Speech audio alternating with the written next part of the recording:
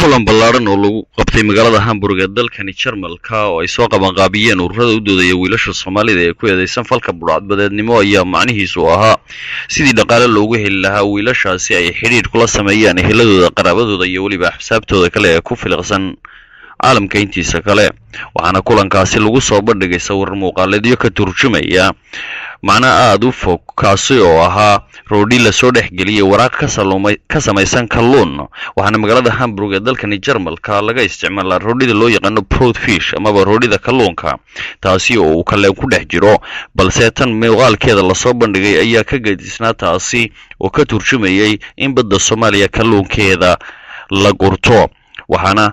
ay sheegeen ururada u doodaya wiilashan Soomaalida ahi ay Cable TV u sheegeen in dhaqaalaha ka soo baxa la siin doono wiilasha Soomaalida ee ku eedeysan falka burcadbadeednimo kulankaasi oo ay dadweyne aad u tiro badan ka soo qayb galeen ayaa runtii waxa uu soo jiitay indhihii ka qaybgalayaasha waxaana lagu soo bandhigay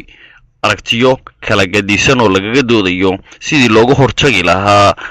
daldalashada kalluunka Soomaalida iyo waliba ilaalinta xuquuqda ay leeyihiin dadka Soomaaliyeed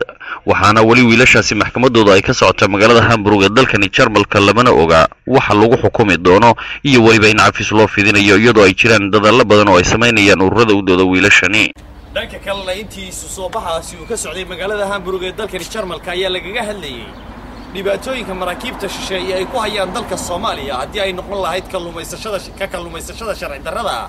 iyo waliba baqdin laga qabo in badda Soomaaliya lagu daadiyo khashin iyadoo aynu ka warhayno in badda Soomaaliya xeebaheeda lagu arko haamo waaweyn oo qafilan oo aan la garanaynin waxa ku jira waxaana maraakiibta shisheeye lagu magacaabo Atlantic Mission ay khatar ku hayaan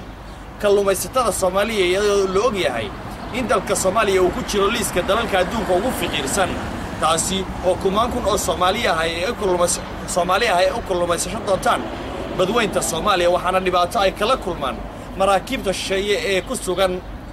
badda Soomaaliya ee lagu magacaabo Atlantic Mission kuwaasoo halis geliya mar walba laashashka yaryar ay uga shakiyaan in ay ku kici karaan falal burcadbadeednimo waxaa ilaa iyo hadda aan la ogeyn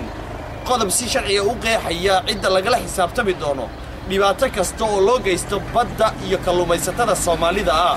Mustafa Xaaji Aadan Haaruun telefishinka caalamiga Cable TV Jarmalka